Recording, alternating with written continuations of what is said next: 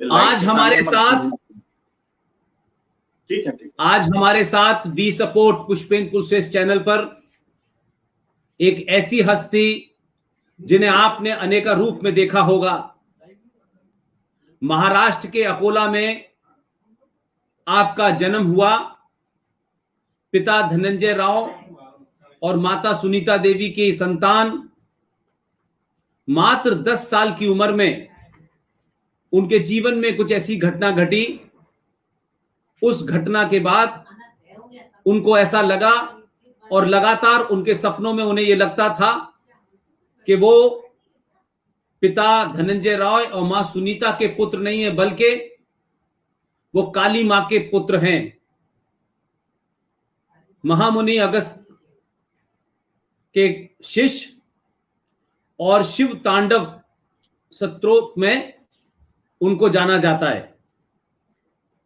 मां जगदंबिका की उनके ऊपर कृपा है और इंदौर में वास करते हैं और सनातन संस्कृति पर उनका गहरा अध्ययन है। आज वो हमारे साथ हैं। हमारे अनुरोध पर उन्होंने हमें समय दिया, इसके लिए मैं उनका धन्यवाद करता हूं। महाराज जी, मेरा एक ही सीधा सवाल है कि आज जो परिस्थितियां हैं देश के सामने, हम तमाम सारे लोग देश में ये सब समझते हैं कि सारा काम देश के राजनीतिज्ञों को करना है, सत्ताओं को करना है, सरकारों को करना है। ये क्या वजह है कि दुनिया की सबसे पुरानी संस्कृति, प्रकृति को मानने वाली संतानें आज 2020 और 2021 के भारत में उन्हें लूटपाट करने वाली बलात्कारी संस्थाएं, संगठन, ऐसी तमाम सोचों से उनको एक चुनौती मिल रही है और भारत का सनातनी समाज उस चुनौती को सीधे तौर पर नहीं लड़ पा रहा है। सब कुछ हमारा समाज समझता है कि सरकार को करना है। ऐसे में संतों की, साधुओं की, महामंडलेश्वरों की, शंकराचार्यों की क्या भूमिका होनी चाहिए? क्या उस भूमिका में कोई कमी है?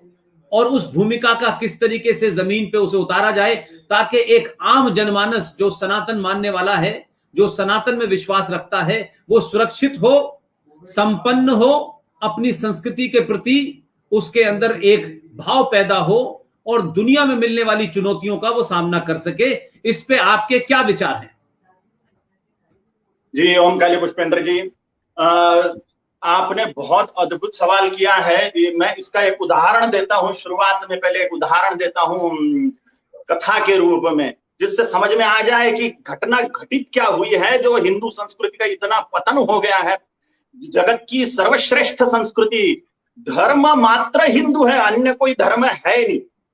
लेकिन मैं एक उदाहरण दे रहा हूं कि क्या घटना हुई है। एक्चुअली एक लुहार था, वह ऐसी एक तलवार बनाता था कि दुनिया की कोई भी तलवार, कोई भी ढाल उस तलवार से भिड़ा दी जाए तो वो ढाल टूट जाती थी। ऐसी शानदार तलवार वो बनाता था, न जाने क्या मेटल वापरता था। और एक्सपेरिमेंट किए गए, दुनिया भर की ढालें लाई गई अलग अलग देशों से, उसके तलवार के सामने कोई ढाल टिकी नहीं। इतनी शानदार तलवार वो लुहार बनाता था। वही लुहार एक ढाल भी बनाता था। उसका दावा था कि मेरी ढाल के सामने दुनिया की कोई तलवार नहीं टिक सकती। एक्सपेरिमेंट ये भी किए गए, दुनिया भर की तलवारें मंगाई गई, उस ढाल पर मारी गई, तलवारें टूट गई, ढाल का कुछ नहीं टेढ़ा हुआ। ऐसी शानदार ढाल और तलवार वो लुहार बनाता। एक ज्ञानी युवक उसको बोला, भाई साहब, आपकी ढाल और तलवार तो लाजवाब है, एकदम शानदार है, लेकिन आपने कभी आपकी ही ढाल और आपकी ही तलवार भिड़ा के देखी है क्या? आपकी ही ढाल और आपकी ही तलवार आपने कभी भिड़ाई एक दूसरे से? तो बोले नहीं। तो बोले भिड़ाओ। तो दो योद्धाओं को बुलाया गया, एक के हाथ में तलवार है, एक के हाथ में ढाल दे दी गई, भिड़ा दिया दोनों को एक दूसरे से। पुष्पेंद्र जी, क्या हो गया होगा? क्या हो गया होगा जब उसी की ढाल और उसी की तलवार भिड़ा दी गई तो क्या हो गया? हो दोनों टूट गई। क्या बात है, क्या बात है। यही घटना हिंदुओं के साथ में हुई है।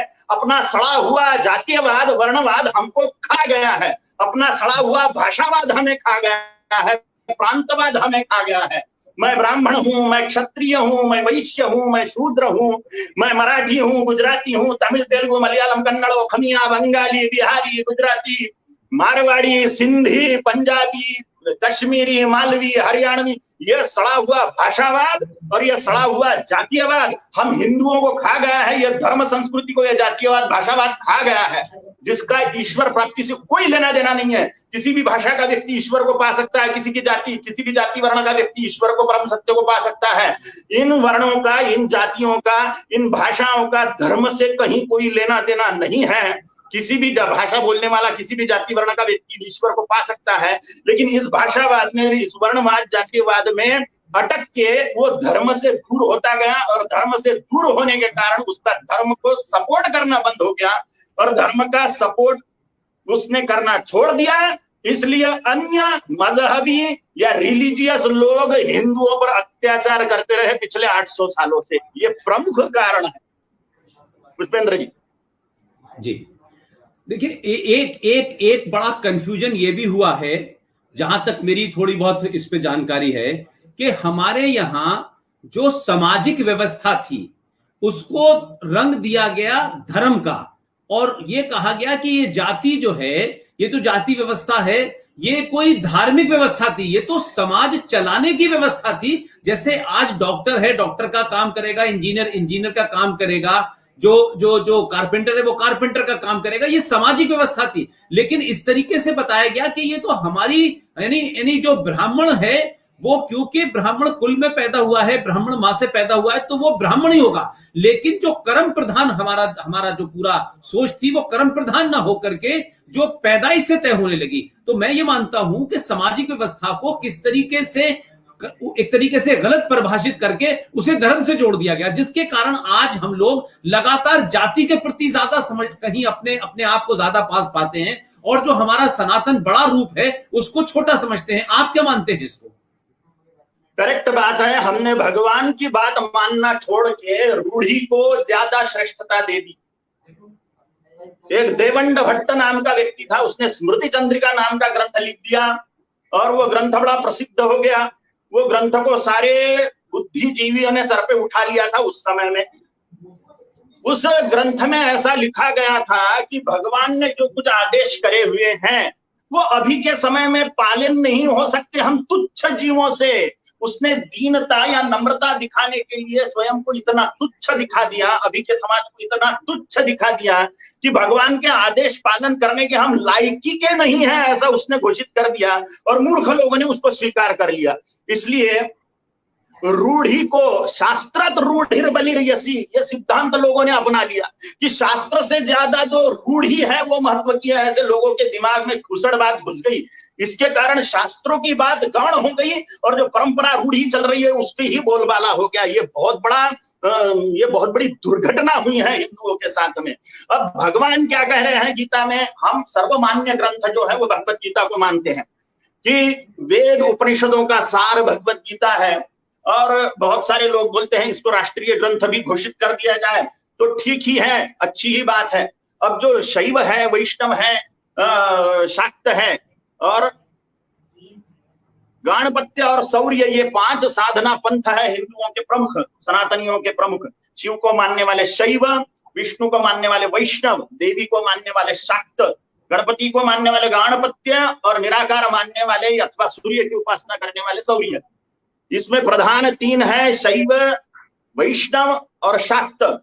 ये सब लोग बोले, ये इनमें से शाक्त और शैव बोल सकते हैं कि भगवत गीता तो वैष्णवों का ग्रंथ है, लेकिन सभी धर्माचार्य इसका ऐसा व्याख्यान करते हैं कि भगवान श्री कृष्ण की जगह अपने इष्ट देवी देवताओं को रखे और भगवान अर्जुन योद्धा अर्जुन की जगह खुद को रखे। तो भगवान हमें स्वयं उपदेश कर रहे हैं, ऐसा भाव होके भगवत गीता दिमाग में उतरेगी। उसमें स्पष्ट रूप से कहा है, चारों वर्णों के मामले में, जातिवाद के मामले में नहीं, वर्णों के मामले में, कि चातुर्वर्ण्यम मया सृष्टम गुणकर्म विभागशः तस्य कर्तारमपि मां विद्य कर्तारमव्ययम्।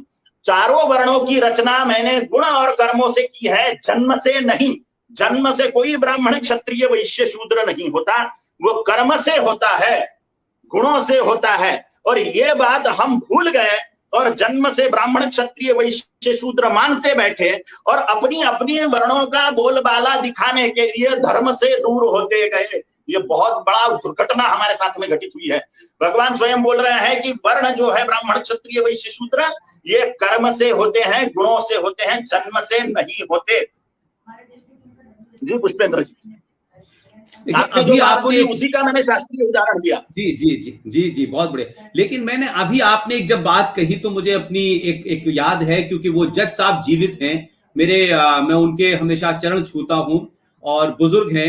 आपने जब गीता के बारे में कहा तो मैं सिर्फ एक खबर के लिए या इंफॉर्मेशन के तौर पे आपको बता रहा हूं कि 2007 में इलाहाबाद हाई कोर्ट के जज जस्टिस एसएन श्रीवास्तव साहब ने दो बनर्जी बंधुओं के बीच में कृष्ण भगवान के मंदिर का कोई झगड़ा था, उस झगड़े को सुना और उस झगड़े को सुनने के बाद वो लंबी उसमें प्रोसीडिंग चली और जज साहब क्योंकि बहुत ज्ञानी आदमी थे, उन्होंने सुनते सुनते अपील के आखिर में फिर वो कृष्ण भगवान से बात गीता पे चली गई और फिर उन्होंने अपने जजमेंट में लिखा कि गीता 712 से लेकर के लगातार भारत के स्वतंत्रता आंदोलन का सबसे महत्वपूर्ण ग्रंथ रहा है, प्रेरणा स्रोत रहा है। और 2007 में जस्टिस एसएन श्रीवास्तव साहब ने, जो अभी जीवित हैं, नोएडा में रहते हैं, बाद में वो छत्तीसगढ़ के लोकायुक्त भी बने, उन्होंने अपने जजमेंट में कहा कि गीता राष्ट्रीय ग्रंथ है।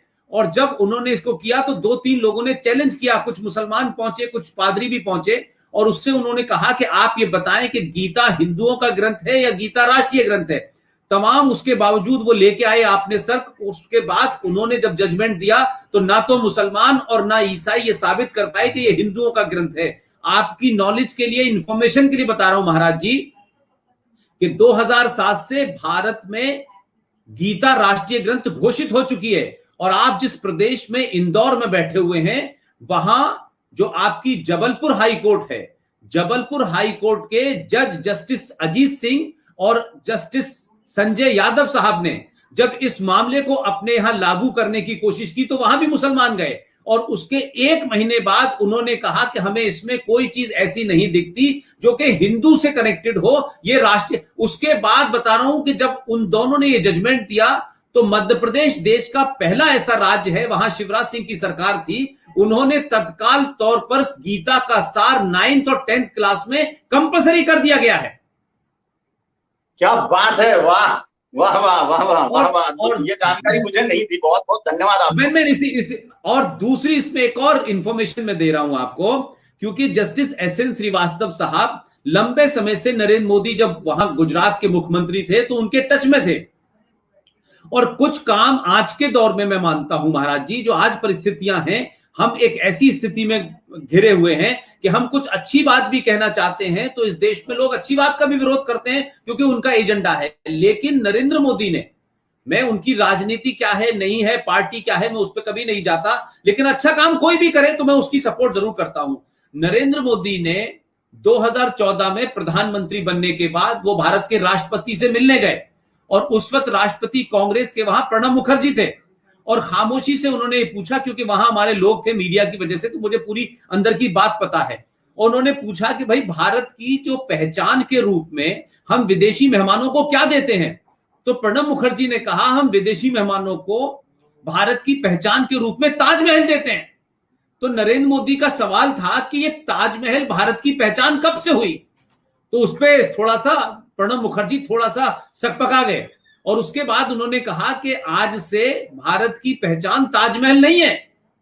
और नरेंद्र मोदी अपना होमवर्क करके गए और दुनिया की हर भाषा में एक बेहतरीन पब्लिशर से गीता छपवाई और उस दिन से यह कहा गया कि भारत की पहचान के रूप में हर विदेशी मेहमान को गीता दी जाएगी। अब तक 70 से ऊपर राष्ट्रीय अध्यक्षों को गीता उनकी बोली में दे दी गई है। तो यह बहुत बड़ा बदलाव है जो हिंदू को तो पता नहीं, इसलिए गीता तो राष्ट्रीय ग्रंथ घोषित हो चुकी है और भारत की पहचान के रूप में राष्ट्रपति उसे लगातार दे रहे हैं। और जिसके कारण मैं समझता हूं कि आज जो हलचल है, मैं एक और बात, उसका थोड़ा सा राजनीतिक एंगल है लेकिन आप उसके आध्यात्मिक एंगल से आपसे कहना चाहता हूं। क्या वजह है कि पिछले 70 सालों में किसी एक सत्ता का, उस पार्टी का नहीं, उस चेहरे का नहीं। ये जो विरोध हो रहा है महाराज, क्या आपको लगता है कि इस विरोध के पीछे कोई चेहरे का विरोध है, या इस चेहरे के रहते हुए इस देश की हजारों हजारों साल पुरानी सनातन संस्कृति और अपनी आस्थाओं, अपनी परंपराओं के प्रति लोग जागृत हो रहे हैं, लोग उससे परेशान हैं या उस चेहरे से परेशान हैं? आपका क्या कहना है? लोगों के सामने सत्य बाहर आते जा रहा है उस 70 साल रूल करने वाली पार्टी का, कि वो सनातन हिंदू संस्कृति के विरोधी लोग हैं। वो सनातन हिंदू संस्कृति के विरोध के हजारों प्रमाण उनके सामने आ चुके हैं।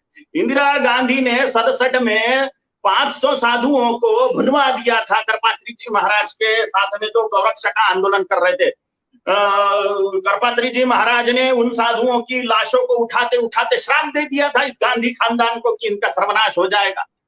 तो ये बातें तब तो बाहर नहीं आई, लेकिन अब धीरे धीरे सब बातें स्पष्ट रूप से बाहर आते जा रही है, और उसके कारण भयंकर रोष हिंदुओं के हृदय में उत्पन्न हो गया है कि ये लोग तो पक्के पक्के धर्म विरोधी है, ये मुस्लिम परस्त लोग हैं, ये मुसलमानों का सबसे ज्यादा सपोर्ट करने वाले लोग हैं। और कर रहे हैं तो ठीक है, मुसलमानों का सपोर्ट कर रहे हैं तो कर रहे हैं, लेकिन हिंदुओं का विरोध भी कर रहे हैं बिना बोले, हिंदुओं का खच्चीकरण कर रहे हैं बिना बोले। बोलते नहीं है कि हम हिंदुओं के विरोध में हैं, लेकिन करते हिंदू विरोधी कार्य है, इसमें कोई संशय नहीं है। मदरसों में कुरान पढ़ाने की मनाही नहीं है, मिशनरीज के स्कूलों में बाइबल पढ़ाने की मनाही नहीं है, लेकिन हिंदू स्कूलों में भगवत गीता अभी भी 100% लागू हो गई है क्या? अभी 1-2 विषय लागू हो रहे हैं, लेकिन कांग्रेसी शासन में लागू हो गई थी क्या? बिल्कुल नहीं। उसमें तो एक धारा लगा दी थी संविधान में कि हिंदुओं की स्कूलों में या हिंदू बहुल स्कूलों में आप वेद उपनिषद नहीं पढ़ा सकते। तो इनका स्पष्ट एजेंडे तो सब लोगों के सामने आते ही जा रहे हैं, इसलिए कांग्रेस नष्ट होने की कगार पे आ गई है, क्योंकि हिंदू जागरूक हो रहा है। हिंदू सड़े हुए जातीयवाद में से बाहर आते जा रहा है, हिंदू सड़े हुए भाषावाद को त्याग रहा है, जातीयवाद को त्याग रहा है। पहले शिवाजी महाराज को सिर्फ मराठों का राजा मराठों का राजा मराठों का राजा बोला जाता था, अब शिवाजी महाराज को हिंदुओं का राजा हिंदुओं का राजा हिंदुओं का राजा बोले जाने लगा है। पहले 10 गुरुओं को, सिखों के जो 10 गुरु माने जा रहे हैं, गुरु नानक देव जी महाराज से लेके गुरु गोविंद सिंह जी महाराज तक के। हेलो जी, अब आ रही आवाज आप जी। सिखों के जो 10 गुरु हैं, गुरु आ रही है? अब आ रही, बोलिए बोलिए बोलिए। गुरु नानक देव जी महाराज से लेकर गुरु गोविंद सिंह जी महाराज तक के जितने भी 10 गुरु थे, वो पहले सिखों के गुरु माने जाते थे सिर्फ। अब सब हिंदू लोग उनका सम्मान करते हैं, सभी के सभी। रियलिटी बाहर आ रही है कि शिवाजी महाराज पूरे हिंदुओं के गुरु हैं, 10 गुरु सिखों के जो 10 गुरु माने जाते हैं वो सभी हिंदुओं के भी हैं। तो ये पूरे रहस्य बाहर आते जा रहे हैं, इसलिए हिंदू जागृत हो रहा है। इसमें सोशल मीडिया का बहुत बड़ा रोल है। जी पुष्पेंद्र जी, मैं ये और पूछना चाहता हूं आपसे कि आज आप जो सबसे महत्वपूर्ण बात है जिसको लेके अक्सर बीच बीच में बातें भी उठती हैं, मैं थोड़ा सा, क्योंकि आप जानते हैं कि मेरी बैकग्राउंड जो है वो बहुत, ना मैं हिंदू बहुल इलाके में पैदा हुआ, ना मैंने मंदिर गया। आप सब जानते हैं मैं कहां पैदा हुआ, और मैंने कुरान शरीफ वगैरह ज्यादा पढ़ा, मैंने गीता पढ़ी, ना रामायण देखी, यानी मैंने कोई भजन तक नहीं आज तक सुना था उस जमाने में जहां मैं पैदा हुआ, अलीगढ़ मुस्लिम विश्वविद्यालय में। तो लेकिन अब जब मैं बहुत सारी चीजें देखता हूं तो मुझे लगता है कि एक मेरा ये भी मानना है कि हमारे दुश्मन जो थे, जिन्होंने हमारी संस्कृति को नष्ट किया, हमारी आस्थाओं को नष्ट किया, लेकिन कभी कभी मुझे लगता है कि हम भी कुछ खुद कम जिम्मेदार नहीं है इस काम के लिए। हमारे यहां भी, जैसे मैं देखता हूं कि अब नए नए लोग आते हैं, वो कथावाचक में सुनता हूं उनको, भाई ये कथावाचक हैं, कोई कहता है हम व्यासपीठ से आए हैं। अब व्यासपीठ की जो मान्यता है, जो उसका स्थान है, अब वहां बैठ करके लोग जब कथा वाचन करते हैं तो वो कथा करें, उनको हिंदू महिलाएं, हिंदू पुरुष, हिंदू बच्चे कथा सुनने आए हैं, उनसे सेकुलरिज्म की दुकान चलाने के लिए अली अली, मौला अली और अल्लाह अल्लाह, ये जो है ना सबसे ज्यादा भ्रमित करता है। और मुझे इसलिए कि हम वैसे ही पहले से इतने सालों से भ्रमित हैं। अब हमारे संतों के रूप में, महंतों के रूप में, शंकराचार्यों के रूप में जिन वस्त्रों की सम्मान, जिन वस्त्रों को लेकर के हमारे मन में एक आस्था है कि यहां से जो शब्द निकलेगा वो सनातन के लिए, हिंदुत्व के लिए एक नजीर पेश करेगा, लेकिन वहां जब लोग मौला मौला करते हैं तो क्या आपको नहीं लगता है कि हमारे साधु संतों को भी, हमारे ऋषि मुनियों को भी, हमारे उन लोगों को जो काम उनको करना था वो छोड़ करके वो सारे काम कर रहे हैं? क्या आपको ऐसा नहीं लगता? बिल्कुल बिल्कुल सत्य है। आप कथाओं का स्तर देखिए, उसमें हमें क्या करना है ये नहीं सिखाया जाता है। ये नहीं, कथाओं, भागवत कथा को देखो या अन्य कथाओं को देखो, आपने हमें क्या करना चाहिए ये नहीं सिखाया जा रहा है। वही पीसे हुओं को पीसे जा रहा है। पहले दिन भगवान का जन्म हो गया, दूसरे दिन रुक्मिणी विवाह हो गया, तीसरे दिन इसका वध हो गया, चौथे दिन सुदामा की कथा हो गई, पांचवें दिन गोपाल काला हो गया और छठे दिन भोजन करके निपटारा कर दो। तो यही पीसे हुए को पीस रहे हैं, नया कुछ नहीं बताया जा रहा। धर्म शास्त्रों का ज्ञान नहीं है, कथाओं में बताया जा रहा है। और बीच बीच में अली मौला करते करते और कैसे, मुझे तो लगता है ये पेड़ लोग हैं मुसलमानों के द्वारा या क्रिश्चियनों के द्वारा, ये पेड़ है, इनको पैसा मिल रहा है कि ऐसा डालो तुम लोग, ऐसा मेरा संशय है, मेरे दिमाग में संशय उत्पन्न हो रहा है। इनकी रिश्तेदारी भी देखो, जरा इंक्वायरी करो इनकी रिश्तेदारी किन लोगों में है, तो समझ में आ जाएगा कि ये कौन लोग हैं जो अली मौला कर रहे हैं। मुझे धर्मशास्त्र का नॉलेज दे नहीं रहे, भगवत गीता नहीं पढ़ाए जा रहे हैं, भगवत गीता नहीं पढ़ाएंगे ये, भगवत गीता का कोई नॉलेज नहीं देंगे ये नॉलेज देंगे भगवान ने क्या क्या किया। अरे वो सबको मालूम है, टीवी सीरियल पर भी आ रहा है, 100 बार वो मालूम दिख रहा है हमको भगवान ने क्या किया, लेकिन भगवान ने हमको क्या करने के लिए कहा ये हमें नहीं पढ़ाया जाता, न कथाओं के माध्यम से, न स्कूलों के माध्यम से। नहीं, उसमें जिस तरीके से वो जो प्रेजेंटर होता है बात में, वो ऐसा माहौल खींचता है जैसे भगवान के पैर में जब कांटे लग रहे थे तो ये देख रहे थे कि भगवान को कितनी तकलीफ हो रही थी और उनकी पत्नी के मुंह से, आंखों से आंसू टपक के कहां गिर रहे थे। ऐसा मतलब वो जो एक आस्था के प्रति जो हमारे परिवारों में है, लोग उसको अंतिम शब्द समझते हैं और ये ऐसा उस इमोशंस को ऐसा कैच करते हैं, एक्सप्लॉइट करते हैं और फिर वो कहीं से कहीं ले जाते हैं। तो क्या आज 2021 के भारत में जिस तरीके से मैं कालीचरण महाराज जी को देखता हूं, आपको से जो आज की पीढ़ी है वो आपके गायन को भी सुनती है, वो उस जो शिव तांडव जो आपका जो वो स्तोत्र है, जब आप उसको बोलते हैं तो उसको उसके अंदर एक ऐसा लगता है कि ये एक सेंसेशन पैदा होता है। आपने कभी कोई अपनी बातचीत में कभी किसी किस्म के जो जितनी भी आप मैं देखता हूं यूट्यूब पे, कभी आपने कोई इस तरीके की कथा नहीं सुनाई है? एक तो आप कम इस तरीके की उसमें आते हैं, लेकिन आप जैसे लोगों से आज का युवा अपने आप को ज्यादा नजदीक पाता है।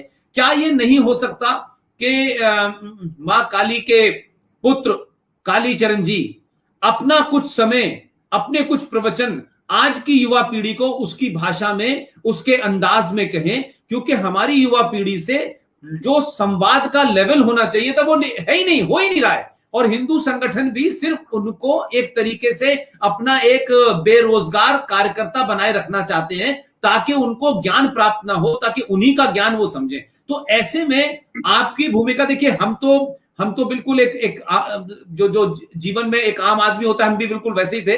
हमने नौकरी की, हमको एक दिन लगा कि कुछ हम करके टेस्ट करके देखें, तो हमने कुछ करना किया और लोग सुन रहे हैं। लेकिन मैं आप जैसे लोगों से, इसलिए मैंने आज जब बहुत लोगों ने कहा तो मैंने आपको निमंत्रण इसलिए दिया, आपसे अनुरोध इसलिए किया कि आपके बातचीत करने की शैली में वो नहीं दिखता है कि आप मतलब एक बात बता रहे हैं, हजारों साल पहले हुआ, हम ये थे, आज क्या है, आज की चुनौतियों का कैसे सामना करना है। तो क्या हम ये मान सके कि कालीचरण महाराज जी आपके रहते रहते 1000 और ऐसे ही पैदा हों, इसी अंदाज में बात करें, इसी सुर में बात करें, इसी बेतकल्लुफी के साथ बात करें, बेबाकी से बात करें, ताकि आने वाली जो पीढ़ी है वो कंफ्यूज ना हो। जी, सत्य बात है कि ऐसा अगर करेंगे नहीं हम, तो हम बर्बाद हो जाएंगे। क्योंकि रियल ज्ञान जो है, असली ज्ञान है जो वेदों उपनिषदों में है। पुराण कथाएं जो है देवताओं के चरित्र अथवा कुछ राजवंशों का इतिहास है। मात्र पुराण माने ही इतिहास, वो इतिहास के साथ में पुराण शब्द उच्चारण किया जाता है, इतिहास पुराण। लेकिन ये धर्म ग्रंथ नहीं है। श्रीमद् भागवत महापुराण अथवा देवी भागवत महापुराण अथवा शिव महापुराण ये इतिहास ग्रंथ है।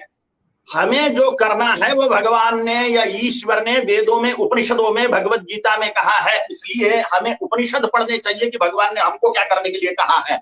और अभी के जो महान सिद्ध संत हैं उनको हमें पढ़ना चाहिए, जैसे विवेकानंद जी हैं, आचार्य श्रीराम शर्मा जी हैं, रमण महर्षि जी हैं, इत्यादि जो लोग हैं जिन्होंने हमें अभी क्या करना चाहिए ये सिखाया, वो हमें पढ़ना चाहिए। और कथाकारों ने भले ये नचनीय गवनीय कथाकार उत्पन्न हो गए, तो अब तो इतनी नौटंकी हो गई है कि राधा कृष्ण को नचाए जा रहे हैं, काली दुर्गा को नचाए जा रहे हैं, हनुमान जी को नचाए जा रहे हैं कथा कीर्तनों में। ठीक है, कर रहे हैं तो कर रहे हैं, लेकिन कुछ ज्ञान की बातें, धर्म की बातें वो भी होनी चाहिए। भगवान ने क्या किया, भगवान ने क्या किया, भगवान ने क्या किया, अरे हाँ भाई हमको क्या करना चाहिए ये तो बोलो। भगवान ने क्या किया, पीसे हुए को इतना बारीक पीस रहे कि वो मैदा छन्ने की छन्नी से भी फिसल जा रहा है, लेकिन और पीसे जा रहा है उसको। अरे भाई सुन लिया, माथा पक गया। इनकी कथाओं में जवान लोग नहीं बैठते, युवा लोग इनकी कथाओं में नहीं बैठते, जिनको घर में कोई वैल्यू नहीं है जाके बैठ जाएंगे और वही सुनेंगे उनकी कथाओं को, क्योंकि उनको घर पे टाइम पास हो नहीं रहा तो ऐसी कथाओं में जाके बैठ जाएंगे। और फिर जिनको थोड़ा सा नाटक नौटंकी देखने की इच्छा है वो भी जाके बैठ जाएंगे, क्योंकि वहां पे धर्म का ज्ञान नहीं है। धर्म पराक्रम सिखाएगा, धर्म भवानी का सिंह बना देगा, लेकिन इनको बनना नहीं है, इनको बनाना भी नहीं है। अगर वो सिंह बन जाएंगे तो इनकी दान दक्षिणा बंद हो जाएगी। और बार बार धर्म का खच्चीकरण करने के लिए, हिंदुओं का खच्चीकरण करने के लिए, हिंदुओं का दरिद्र बनाने के लिए बार बार उनको पढ़ाया जा रहे हैं, लक्ष्मी के पीछे मत लगो, लक्ष्मी के पीछे मत लगो, लक्ष्मी के पीछे मत लगो। तो दरिद्र बनाए जा रहे हैं भारत को। धन के पीछे नहीं लगेंगे तो ये बाबा टाबा लोगों को पैसा कौन देगा, इनकी कथाएं कौन कराएगा? बिना पैसे के ये कथाएं हो रही है क्या? तो फिर लक्ष्मी के पीछे मत लगो बोल के लक्ष्मी का अपमान करके भारत को और दरिद्र बनाने का इन्होंने ठेका लेके रखा है। ये एक विचित्र प्रकार की सड़ी हुई दरिद्र मानसिक स्थिति से ग्रस्त लोग हैं, जो देश का धर्म के नाम पर सत्यानाश कर रहे हैं, धर्म का भी नाश कर रहे हैं। पुष्पेंद्र जी, ऐसे में आप से अगर मैं ये कहूं, क्योंकि देखिए लगातार इतने लोग सवाल पूछ रहे हैं, कितने मेरे ख्याल है हजारों से ज्यादा लोगों ने लगातार आपके ऊपर कमेंट कर रहे हैं। मैं ये आपसे कहना चाहता हूं कि हम तो बहुत कुछ बात कहते रहे हैं, युवाओं से सीधे बात करते हैं, जो कुरीतियां हैं उनके खिलाफ भी बोलते हैं। हम लगातार ये कह रहे हैं कि हमें करना क्या है। हम पहले ये हो गया था, हमारे पूर्वज ये थे, हम ये पुरानी कहानियां बार बार नहीं सुनाना चाहते कि हम किसके वंशज हैं तो हमें क्या करना है। मैं आपसे कहना चाहता हूं, जो आपकी शैली है, जो आपके संवाद का तरीका है, जो आपकी पहचान है, आज के युवा को जो एक तरीके से ये कह ले कि इस युवा से पहले जो हमारे बाद की इमीडिएट पीढ़ी थी, वहीं से मैं देखता हूं कि तमाम लोग भौतिकवाद के पीछे भाग रहे हैं। कैरियर है, सीईओ बनना है, बड़ा आदमी बनना है, पैसे कमाने हैं, और उसके बाद नटशेल में। तो आज का युवा जो 1% भी आपको सुनना चाहता है, वो जीडी बख्शी, RS सिंह, सुशील पंडित, ललित अंबरदार को सुन रहा है, वो तमाम सारे लोग आपसे उम्मीद करते हैं कि आपसे अगर मैं ये कहूं कि आपके आज के दौर में युवाओं को किस तरीके से ऐसी पढ़ाई, ऐसा काम करना चाहिए जिससे कि वो खुद भी मजबूत हो, परिवार मजबूत हो, संस्कार मजबूत हो, संस्कृति मजबूत हो, और ये देश, ये सनातन मजबूत हो, तो आप उनसे क्या संवाद करेंगे? मैं मेरी व्याख्यानों के माध्यम से, देवी कथाओं के माध्यम से वही सिखा रहा हूं, वही बता रहा हूं जो अभी प्रैक्टिकल करना अत्यंत आवश्यक है धर्म और राष्ट्र को बचाने के लिए।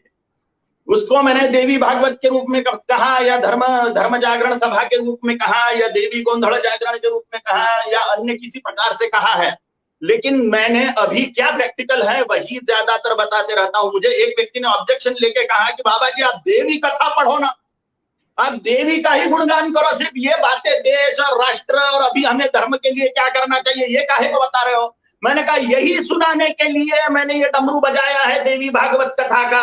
मैं डमरू बजा रहा हूं देवी भागवत कथा का, लेकिन मुझे सुनाना है राष्ट्र, मुझे सुनाना है भगवत गीता, मुझे सुनाना है उपदेश, मुझे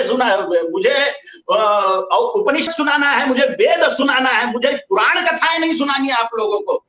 गणित ये है पुष्पेंद्र जी कि ये नई चीज बता रहा हूं मैं, तो ये नई चीज है, तो लोगों के खोपड़ी में एक बात बैठी कि वही पीसी हुई चीजें हम सुनेंगे तो हमारे पितरों का मोक्ष हो जाएगा, क्योंकि उनको बार बार हैमरिंग करके यही बताया गया है कि वो 7 दिन की भागवत कर लो, और वही वही एक घिसी पिटी चीजें अपन सुन लो तो अपने पितरों का मोक्ष हो जाएगा। ये बातें उनके दिमाग में वैसे बिठा दी गई है, उनको प्रैक्टिकल कुछ नहीं करना है, मात्र सुनने मात्र से पितरों को मोक्ष दिलाना है। ऐसा संभव नहीं है। धर्म की बातें सुनने मात्र से मोक्ष होने वाला नहीं है।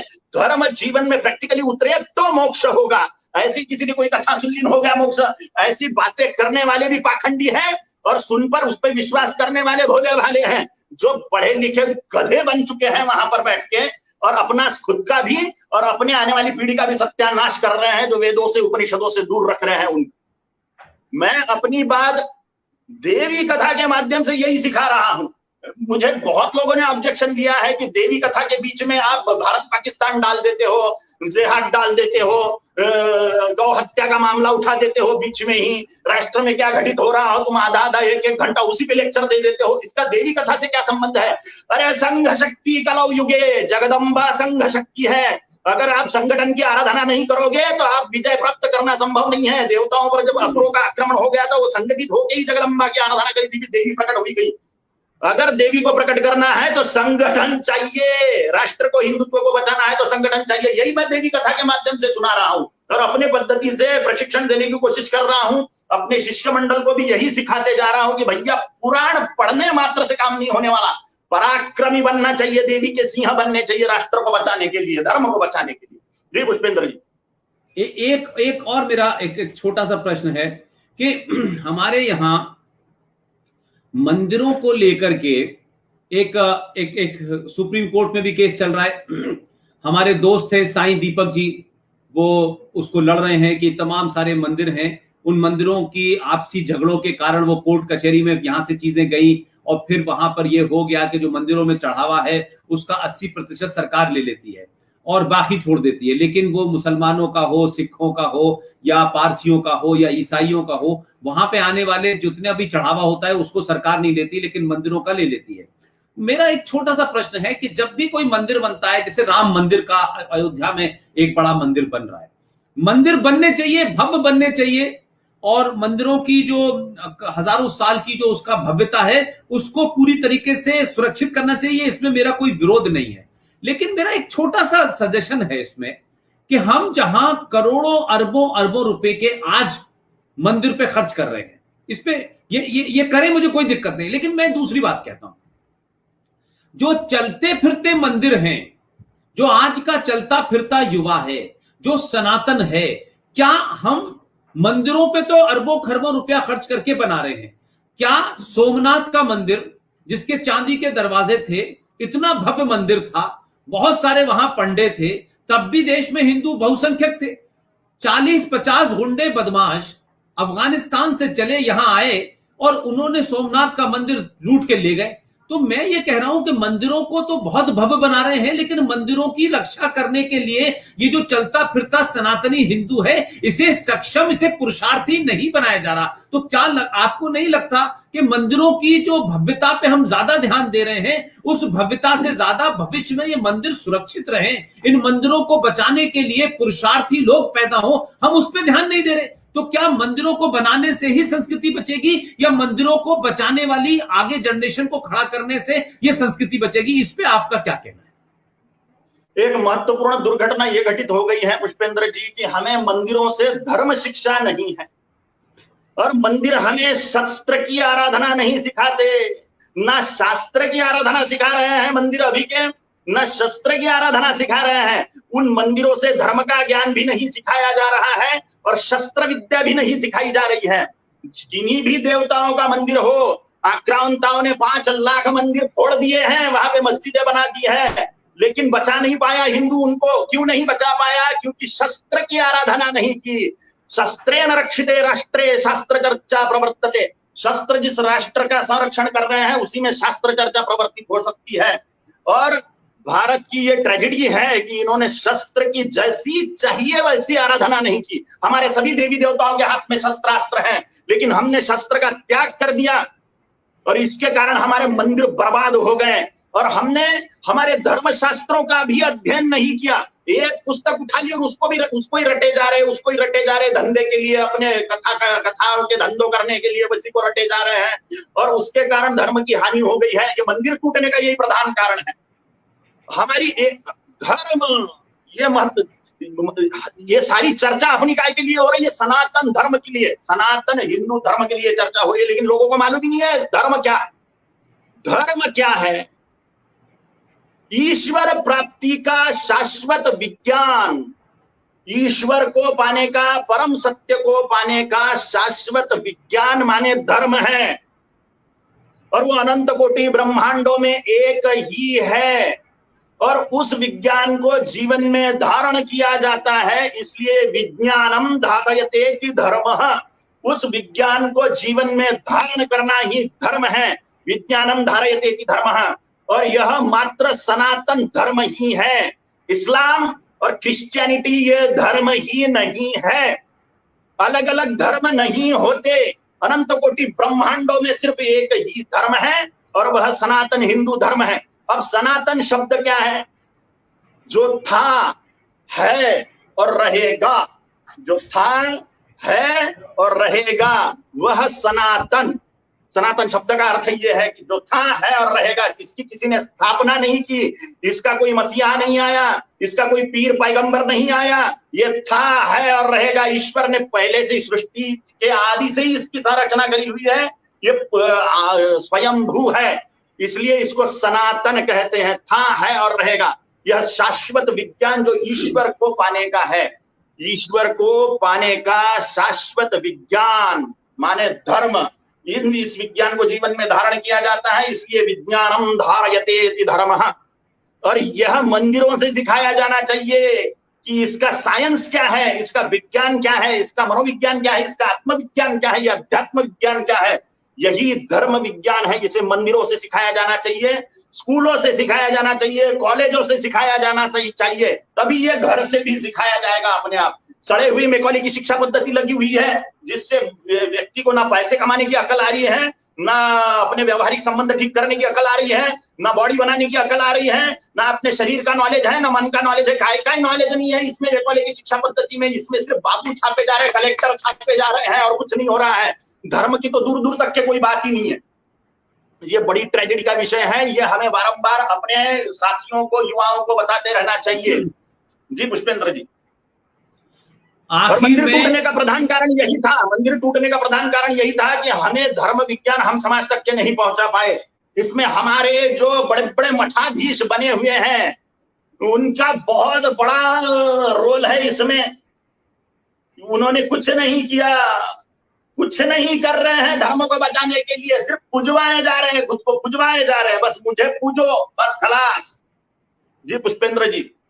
मैं ये चाहता था कि आज का जो 20 साल का युवा है, जब वो आपको सुनता है और जब आप उस मगन होके जब वो गाते हैं, वो ये आपसे उम्मीद करता है, और जो बहुत सारे युवाओं ने लिखा है कि 5 ऐसे कार्य बताएं आप, 5 पॉइंट फॉर्मूला दें आज के इस युवा को। आज के हालात में जो युवा मोबाइल है, जो मोबाइल लैपटॉप से घूमता है, जिसके हाथ में दुनिया है, जिसके हाथ में संचार क्रांति का सबसे बड़ा हथियार है, सेकंडों में वो चीजों को क्रॉस चेक करता है। अगर आपकी बात कन्विंसिंग है, आपकी बात उसको सत्य लगती है, तो वो आपको फॉलो करता है।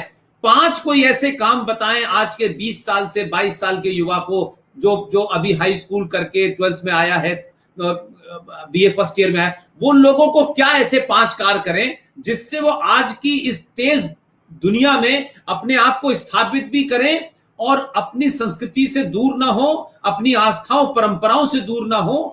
वो 5 कोई ऐसे चीज बताएं जो जिससे वो इंस्पायर हो और वो कालीचरण महाराज जी के इस नुस्खे को अपने जीवन में उतार सके। ये प्रश्न बाद में, पहले एक प्रश्न मैं ये आप इस पर आपके बिना पूछे ही मैं बोल रहा हूं कि हमें धर्म बचाने की क्यों आवश्यकता, धर्म की जरूरत क्या है अपने जीवन में? क्या हम सिर्फ मनुष्यता के नाते नहीं जी सकते क्या? ऐसे बहुत सारे लोग बोलेंगे। एक युवक ने मुझको बोला था कि महाराज जी अपन सब मुसलमान बन जाते हैं तो सारा टंटा खलास। अच्छा, वाह, वेरी गुड। सारा झगड़े खलास हो जाएंगे, अपन मुसलमान बन जाओ। तो मैंने कहा बेटा, ये धर्म के मामले में धर्म की रक्षा की बात हो रही है, तो बोले वो भी तो धर्म है और अपना भी धर्म है। मैंने कहा बेटा, धर्म एक ही है, और सनातन हिंदू धर्म इस्लाम और क्रिश्चियनिटी धर्म नहीं है। हिंदुओं में, सनातनियों में जैन, बौद्ध और सिख, इंक्लूडिंग हिंदू, जैन, बौद्ध और सिख ये हिंदू ही है, क्योंकि ये मूल रूप में हिंदुस्तान के मूल रहिवासी है और सनातन परंपरा से ही इनका प्रकट्य हुआ है। जो 6 प्रमुख साधना पंथ है, शैव, वैष्णव, शाक्त, जैन, बौद्ध और सिख, ये 6 साधना पंथ मिलाकर हिंदू धर्म है, सनातन हिंदू धर्म। यही शाश्वत विज्ञान है ईश्वर को पाने का, परम सत्य को पाने का। इसको कोई परम सत्य बोलो या शाश्वत विज्ञान बोलो या ईश्वर बोलिए, कुछ भी बोलिए, इसको ये एक ही है। इसमें इस्लाम और क्रिश्चियनिटी नहीं है, क्योंकि वो धर्म है ही नहीं, वो ईश्वर प्राप्ति का उनका टारगेट नहीं है। उनको 72 हूरे चाहिए, जो काल्पनिक हूरे और काल्पनिक जन्नत और कयामत के बाद मिलेंगे, तब तक के कब्र को भारी करेंगे, ऐसी चीजें सिखाई जाती है और आतंकवादी बनाया जाता है उनको। ईश्वर प्राप्ति से, अल्लाह की प्राप्ति से उनका कोई संबंध नहीं है। और एक मौलाना जी हिंदू बन गए आर्य समाज में, वो स्पष्ट बोलते हैं कि ईश्वर अल्लाह की व्याख्या एक नहीं हो सकती है, नहीं। इसलिए हमें ये जो भ्रम फैलाया जा रहा है ईश्वर अल्लाह तेरो नाम, ये एकदम खोटी बात है। अगर ईश्वर और अल्लाह एक है तो मुसलमानों का टारगेट अल्लाह को पाना नहीं है, उनको टारगेट 72 हूरे पाना है। इसलिए वो पगला जा रहे हैं 72 हूरों के पीछे। यहाँ जो अय्याशी कर रहे हैं वहां भी वही करने की इच्छा कर रहे हैं, और वो भी कयामत के बाद लाखों साल कमाए, लाखों साल बाद कयामत होगी, तब तक के मुर्दे सड़ेंगे, बाद में उठाया जाएगा उनको और 72 सप्लाई करी जाएंगे। ऐसी उनकी मानसिक स्थिति बना के उनको आतंकवादी बनाया जा रहा है। और हिंदुओं को यह समझ में आना चाहिए कि अगर उन्होंने धर्म का रक्षण नहीं किया तो मनुष्य जीवन का शाश्वत परम उद्देश्य है ईश्वर को पाना, माने अनंत आनंद को पाना, माने परमात्मा को पाना, माने आत्म साक्षात्कार करके परब्रह्म का साक्षात्कार कर लेना, यह मनुष्य जीवन का उद्देश्य है।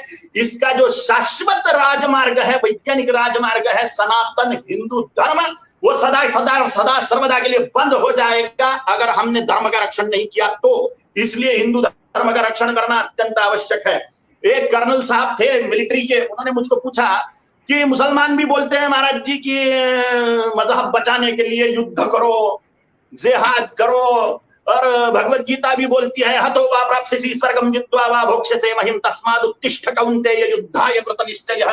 ये भगवत गीता भी बोल रही है, दोनों लोग युद्ध करने के लिए बोल रहे हैं, तो उनमें और हमने फर्क क्या है? मैंने कहा वो अपना टारगेट ईश्वर है। ईश्वर हमें कह रहे हैं धर्म की स्थापना के लिए युद्ध करो, सदाचार की स्थापना के लिए युद्ध करो, 72 रंडियों के लिए युद्ध करो। हमारा टारगेट नहीं है, हमारा टारगेट परमात्मा है, हमारा टारगेट परमात्मा है। हमारा टारगेट 72 हूरे नहीं है, काल्पनिक जन्नत में मिलने वाली काल्पनिक हूरे हमारा टारगेट नहीं है। हमारा टारगेट ईश्वर है। इसलिए ये तो जमीन आसमान का अंतर है।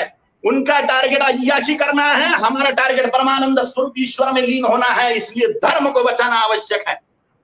ये मैंने उसको बोला कर्नल साहब को, तो उन्होंने मान ली वो बात की सही है।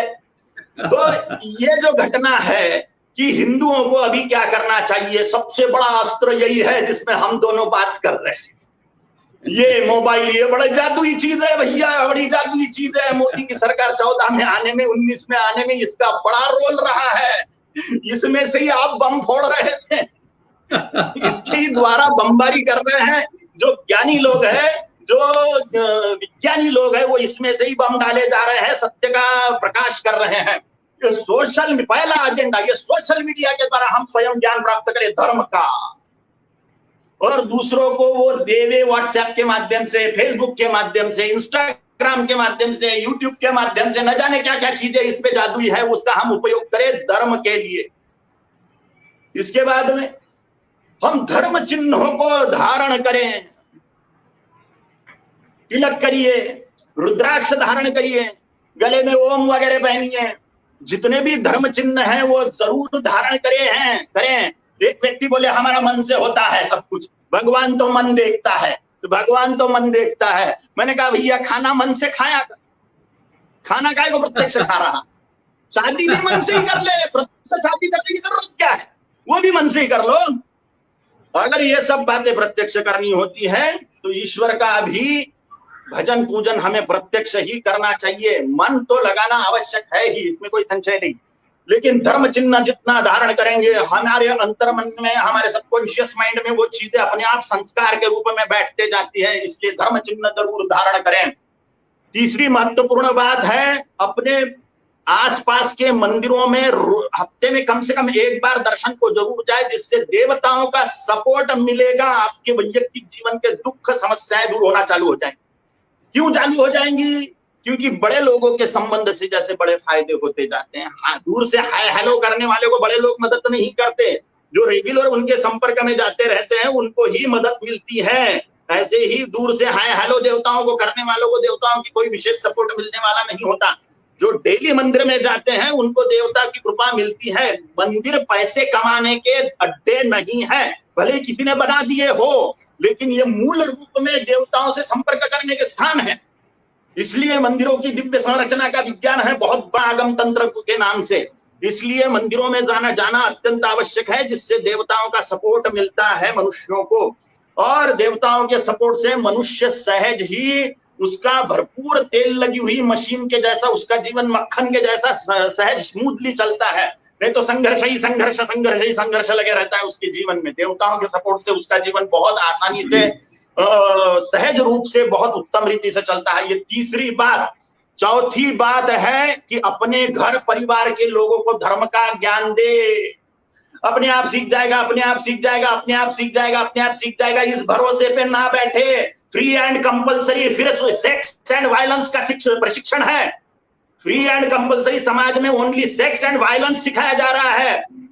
गंदगी फ्री कंपलसरी मिल रही है, लेकिन धर्म हमें जानबूझ के सिखाया जाना चाहिए।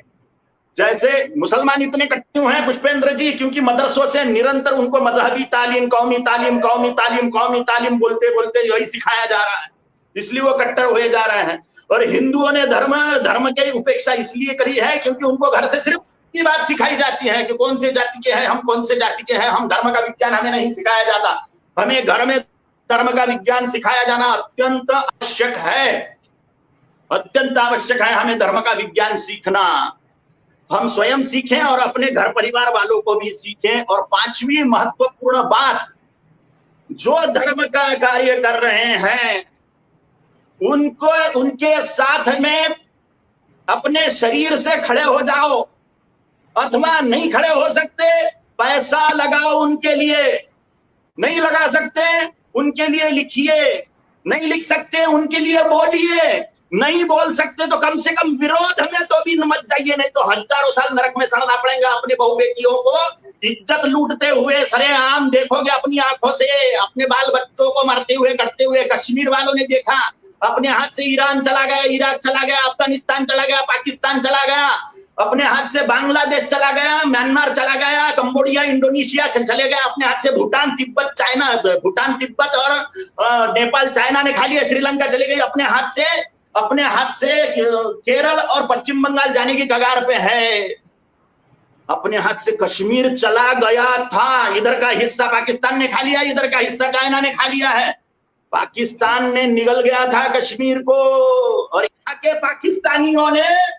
पाकिस्तानियों ने कश्मीर को तोड़ने की पूरी पूरी साजिश रच दी थी, अगर 2014 नहीं आता। मोदी जी ने मुंह में हाथ डाल के निकाल लिया है कश्मीर। ये ऐसा भारत आधा भी नहीं बचा है, भारत आधा भी नहीं बचा है। और अगर हम अपने बाल बच्चों को ये नहीं सिखाते, लव जिहाद से अपने बहनों को, बेटियों को सचेत नहीं करते, लैंड जिहाद से अपने व्यापारियों को सचेत नहीं करते, तो इनकी अट्टालिकाएं, इनके ये भवन सब लूटे जाएंगे, जिहादियों के द्वारा लूटे जाएंगे। उनके मंसूबे स्पष्ट है, उनके मंसूबे स्पष्ट है गजवाए हिंद के लिए। और हम बैठे ठाले हैं सेक्युलर कीड़े बने हुए हैं और नष्ट कर रहे हैं अपने आप को।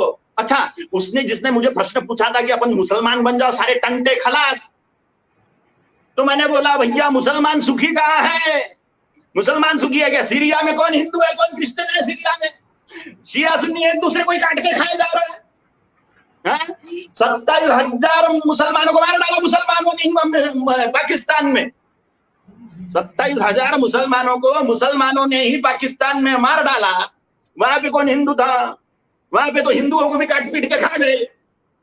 यहाँ भारत में भी वही होने वाला है गजबाई हिंद के तहत। इनको सबको मुसलमान बना देना है। टारगेट क्या है? 72 रांडे। उनको टारगेट वही है, अपना टारगेट ईश्वर है, अपना टारगेट परमात्मा है। अगर आप लोगों ने धर्म को बचाने की कोशिश नहीं की। हिंदुओं, सावधान कर रहा है काली माँ का बेटा, अगर आपने धर्म को रक्षण नहीं किया तो धर्म एवं तो हन्ते, धर्मो रक्षति रक्षितः, धर्म का आपने अगर संरक्षण नहीं किया तो धर्म आपका नाश कर देगा। अगर आप धर्म का संरक्षण करेंगे तो धर्म आपका संरक्षण करेगा। अगर आपने धर्म को बचाने की कोशिश नहीं की तो अपने बहु बेटियों को सरेआम सामूहिक बलात्कार होते हुए आप लोग देखोगे, अपने बाल बच्चों को कटते हुए देखोगे। पुराना मुगलिया सल्तनत अभी फिर से आएगी अगर आप नहीं चेते तो। ये बहुत बड़ा मौका है हिंदुओं को। ये जो शासन पलट गया है, ये जो सोशल मीडिया आ गई है, यहाँ छींक दो तो 300 देशों में दिख जाता है सच क्या है झूठ क्या है, ये सब दिख जाता है। पेड मीडिया का जमाना गया, अब पेड मीडिया से डरने की जरूरत नहीं है। सोशल मीडिया का वापर करके हम असली सत्य बाहर ला सकते हैं, अपने मित्रों को बता सकते हैं, अपने परिजनों को बता सकते हैं, अपने बाल बच्चों को बता सकते हैं। ये 5 काम हिंदुओं ने करने चाहिए और अपना परम कल्याण शाश्वत रीति से अनंत काल तक के करना चाहिए। पुष्पेंद्र, मेरा मन तो नहीं हो रहा, आपने इतनी स्पष्टता के साथ बात कह दी और सारी बात कह दी। लेकिन पता नहीं ये कहना कितना मुनासिब होगा कि मुझे तो बहुत मजा आया और मैं चाहता था कि ये चले, लेकिन क्योंकि मैं उसको समअप भी करना चाहता हूं। मेरे मन में एक बात है, आपको अच्छी लगे तो जरूर करिएगा। मतलब मैं चाहता था कि जाते जाते जो आपकी वाणी है उसको लोग, जो दूसरे तरीके वाली वाणी है जिसमें लोग आपको सुनते हैं, क्या उसका कुछ आप गा सकते हैं अगर मुमकिन हो आपके लिए? नहीं तो मैं आपसे वो नहीं करूंगा। मैं जानता हूं आपका बिल्कुल एक अलग वो है, लेकिन मैंने तो एक शिष्य के नाते और आपका चाहने वाला हूं और आपकी वाणी का और उस पूरे उस गायन का मैं बड़ा मुरीद हूं। अगर आपको लगे तो 2, 4, 5 मिनट आप उसे गा दें तो जो लोगों में आपने इतनी बातें कही हैं उनमें एक नई ऊर्जा भरेगी। क्या कहते हैं कि ये एक ऐसा संत है कि जो शास्त्र की बात करता है, शस्त्र की बात करता है, गजवा हिंद की बात करता है, इस्लाम की बात करता है, 72 हूरों की बात करता है और उसके बाद शिव तांडव को भी ये एक तरीके से सुनाता है। अगर ये मुमकिन हो तो आपकी वो है, मैं आपको कोई बात नहीं करूंगा इसके लिए। लेकिन आपने बोला और मैं ना करूं तो ऐसा कैसे हो सकता है? मैं देवी माँ की स्तुति गाऊंगा, अष्टमी है। जी, बोलिए। नहीं, मैंने कहा कि देखिए, मैं तो बड़ा मतलब जो कहते हैं ना मुरीद होता है वो ये नहीं सोचता कि क्या होगा, लेकिन मुझे ये भी बताया कि आप जिस तरीके अभी इतनी देर तक आप बोले हैं, कहीं ऐसा ना हो कि जो आपका एक उसका जो क्या कहते हैं स्पिरिचुअल जो आपकी वो है, कहीं उसमें कहीं कोई विधान ना पड़े। और आप अगर ऐसा करेंगे तो मैं समझता हूं कि जो चाहने वाले इतने लोग जो सुन रहे हैं आपको, उनको मजा आएगा। पुष्पेंद्र जी, आप सच्ची में संत हैं। भले ही आप गृहस्थी हो लेकिन आप संत हो, इसमें मुझे कोई संशय नहीं। संत क्या होता है? संत अपने आप को समाज के लिए, धर्म के लिए न्यौछावर कर देता है। आपने कर दिया है, आपके प्रैक्टिकल हम देख रहे हैं, आपको सुन के हमारा दिमाग बन रहा है। ये जो बातें मैंने बोली है इसमें से ढेर सारी बातें मैंने आपसे ही सीखी है। इसलिए आप एक महान संत हो मेरी दृष्टिकोण से। जो धर्म के लिए, राष्ट्र के लिए समर्पित हो जाता है वही संत होता है। गांजा फूकते बैठने वाला थोड़ी संत है। संत तो आपके जैसे महापुरुष है जो भले पैंट शर्ट में हो लेकिन कर तो धर्म का महान कार्य रहे हैं। इसलिए आपने बोला तो मेरे लिए आदेश है, क्योंकि आपके सामने तो मैं बच्चा हूं, इसलिए मैं देवी माँ की स्तुति करता हूँ। महाअष्टमी का दिन है और हिंदू जगदम्बा के सिंह बन जाए, काली माँ के सिंह बन जाए और सनातन धर्म संस्कृति के संरक्षण के लिए उद्युक्त हो जाए, इसी कामना से मैं काली माँ की स्तुति कर रहा हूँ।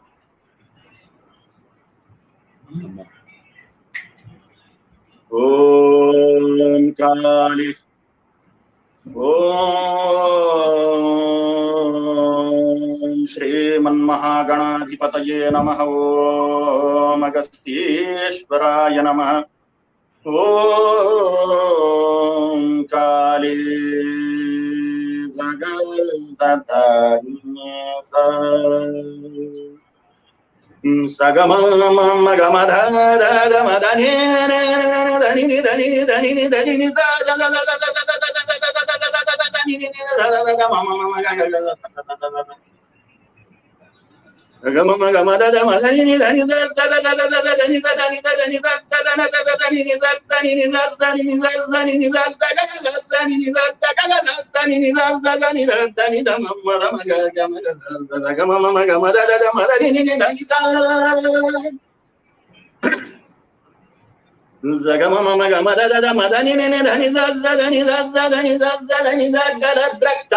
जगदधारिण्ये कंठमाला महाघोर रावा सुदंष्ट्राकराला गलद्रक्तमुण्डावली कंठमाला महाघोर रावासुदंष्ट्राकराला विवस्त्र श्मशानालया मुक्तकेशी विवस्त्र श्मशानालया मुक्तकेशी महाकाल कामाकुला कालिकेयं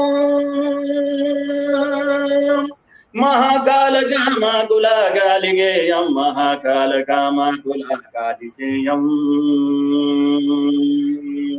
कुचे वाम युग्मे शिरोसिं दधाना वरं दक्ष युग्मे भजं वै तथैव सुमध्यापि तुङ्गस्तनाभारनम्रालसद्रक्त सुक्कद्वया सुस्मितास्य निनिजद्दनि निजद्दनि निजद्दनि निजद्दगगदद्दनि निजद्दनि निजद्दनि सनिदद्दनि दममदमगगममगमददमदनिनिधनि शवद्वन्द्वकर्णा शवद्वन्द्वकर्णावतंसा सुकेशी लसत्प्रेतपाणिं प्रयुक्तैककाञ्ची शवाकार मंचाधिरूढ़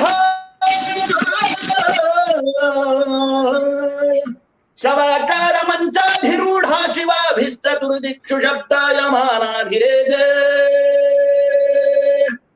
माता भवानी जागो मां जागो विश्वासं पे हजिनकाला जब की राखो दुष्टों के हाथों उनका नाश कहीं होना जाए।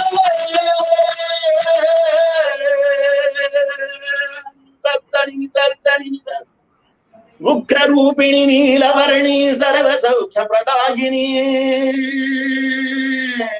उग्र रूपिणी नीलवर्णी सर्व सौख्य प्रदायिनी दंडधारिणी धर्म रक्षिणी दुष्ट दानवमर्दिनी राई को पर्वत करो पर्वत को तुम राई करो दीप को सूरज बना दो सीप में सागर भरो कांप उठी दुष्टों से धरणी उग्र रूपिणी जागो मां जागो मां जागो मां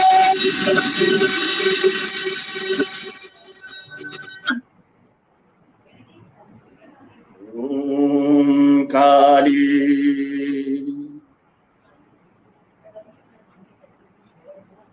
ओम काली।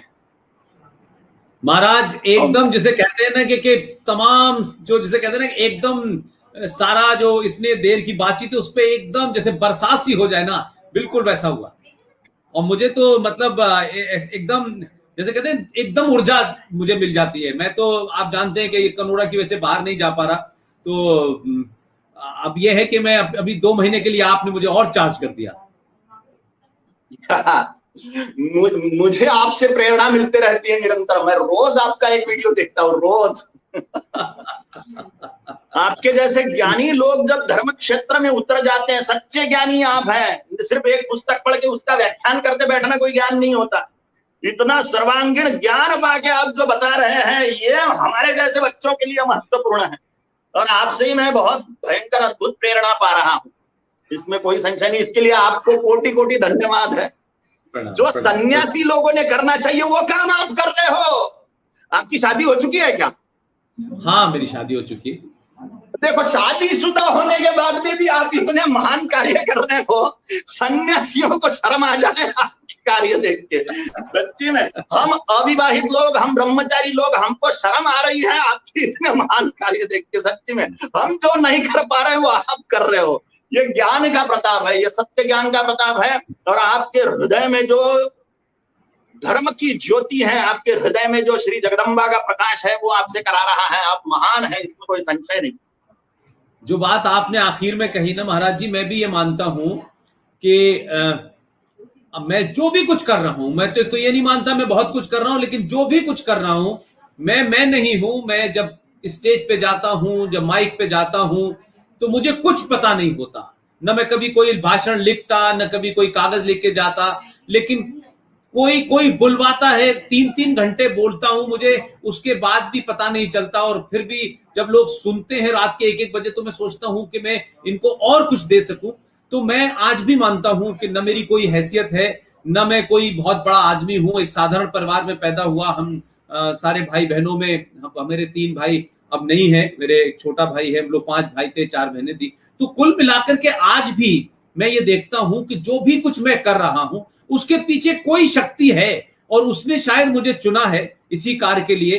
तो मैं सिर्फ यही कोशिश करता हूं कि मैं इसको ईमानदारी से, मेरा पैर ना फिसले और मैं इसको करता रहूं, और जब तक करूं तब तक ईमानदार रहूं, और अगर कहीं कोई मेरा पैर फिसले तो उससे पहले मैं उस जगह से हट जाऊं, ताकि आने वाली पीढ़ियों के सामने कहीं ये सवाल ना हो कि लोग ये सब करते हैं और फिर उससे अपने निजी फायदे में ले जाते हैं। इसलिए ना मैं किसी संगठन से जुड़ा हूं, न किसी राजनीतिक दल से मेरा कोई लेना देना है।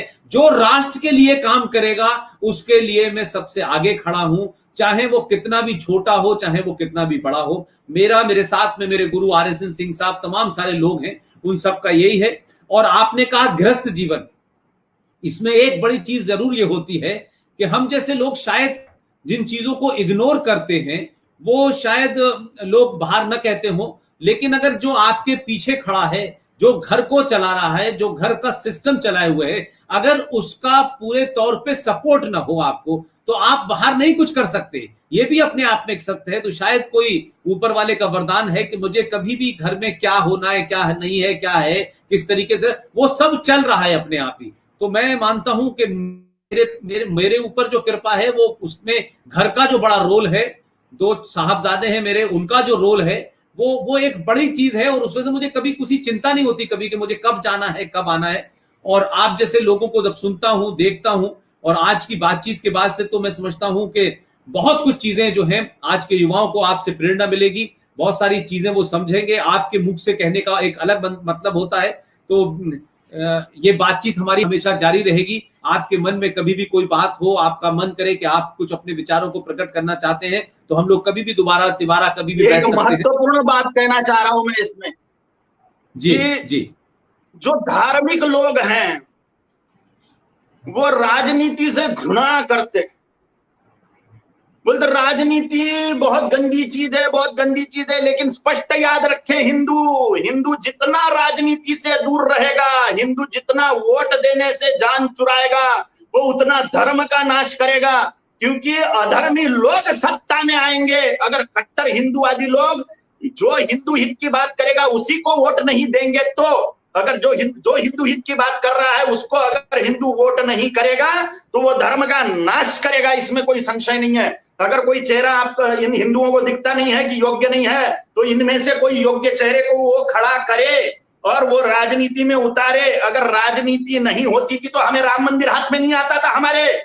हमारे हाथ में राजनीति से ही राम मंदिर हाथ में आया है। बाहर से संतों ने कितने भी आंदोलन किए तो कुछ नहीं हो पाया है। गोवंश हत्याबंदी होंगी तो वो भी राजनीति से ही होगी।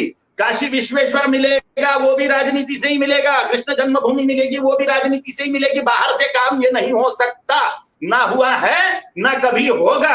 राजा करे सो होए। इसलिए कभी प्राचीन समय में ऐसा नहीं हुआ है। प्रजातंत्र हर 5 साल में हमारे हाथ में एक बहुत बड़ा शक्ति आ जाती है वोट देने की, कि हम अपनी इच्छा से राजा को चुने। और हिंदू महामूर्खता करते रहता है।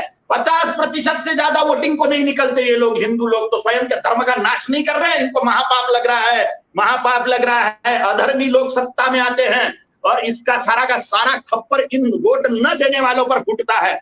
इसलिए हिंदुओं ने राजनीति को उपेक्षा नहीं करनी चाहिए और अच्छे कट्टर हिंदूवादी लोगों ने राजनीति में प्रवेश करना चाहिए, या कम से कम कट्टर हिंदूवादी लोगों को वोट करके उनको सत्ता में बिठाना चाहिए। एक ही एजेंडा, जो हिंदू हित की बात करेगा वही देश पर राज करेगा।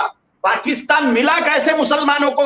राजनीति से ही मिला। बांग्लादेश मुसलमानों को मिला कैसे? राजनीति से ही मिला। ये टुकड़े टुकड़े जो देश के किए गए वो किन्होंने किए? वो राजा लोगों ने ही टुकड़े टुकड़े किए हैं। इसलिए हमारे पास में न भूतो ऐसे मौके आते हैं 70 साल से कि 5 साल में एक बार राजा बनाने का हमें अधिकार प्राप्त होता है। और अगर वो अधिकार के लिए हम बाहर नहीं निकलते, हमारे निठल्लेपन में, हमारे अलसाएपन में, हमारे बेवकूफी में, तो हम धर्म का नाश करते हैं। अगर हम धर्म का नाश कर रहे हैं तो हमारा नाश असंभव ही होगा। अगर हमें चाहिए कि हमारा नाश न हो तो हम राजनीति से कतई दूर न रहें। भले ही कितनी भी गंदगी हो, गंदगी में जाए बिना गंदगी साफ नहीं हुआ करती। गंदगी से दूर रह के गंदगी साफ होने वाली है क्या? महान लोग जब राजनीति में घुसेंगे, त्यागी लोग जब राजनीति में घुसेंगे, कट्टर हिंदुवादी लोग, कट्टर धार्मिक लोग जब राजनीति में घुसेंगे तो ही धर्म की संस्थापना हो सकती है। अपने सारे के सारे महापुरुष राजा थे, भगवान श्री कृष्ण राजा थे, भगवान राम राजा थे, शिवाजी महाराज राजा थे, ये सब राजा लोग थे जिन्होंने महान क्रांति करी हुई है। इसलिए अभी भी कल्पना करते हैं तो राम राज्य की कल्पना करते हैं कि वो राजा इतने महान थे। बिना राजा के राम राज्य की कल्पना कैसे हो सकती है? राजा राम था इसलिए राम राज्य की कल्पना है, राजा नहीं है तो अराजकता आती है वहां पर। इसलिए महान राजा चुनने का हमें अधिकार मिलता है 5 साल में। ये 70 सालों से हो रहा है, 80 सालों से हो रहा है। ये भूतो न भूतो हो रहा है। तो पहले जमाने में पहली रानी का पहला बेटा ही राजा बन पाता था। अभी न भूतो ऐसा मौके अपने हाथ में, हम मूर्खतापूर्ण हिंदू लोग उसको गंवाते रहते हैं। ये हिंदुओं को समझना चाहिए, अगर हमें राष्ट्र को, धर्म को बचाना है, हमारे मंदिरों को बचाना है, गौ माता को बचाना है, हमारे बहु बेटियों को बचाना है, तो हमें राजनीति से दूर नहीं रहना चाहिए। हमें कम से कम वोट देने तो जरूर जाना चाहिए और उसको वोट करना चाहिए। जो हिंदू हित की बात करेगा वही देश पर राज करेगा। इसी एजेंडे के तहत हमें वोटिंग करनी चाहिए। पुष्पेंद्र जी।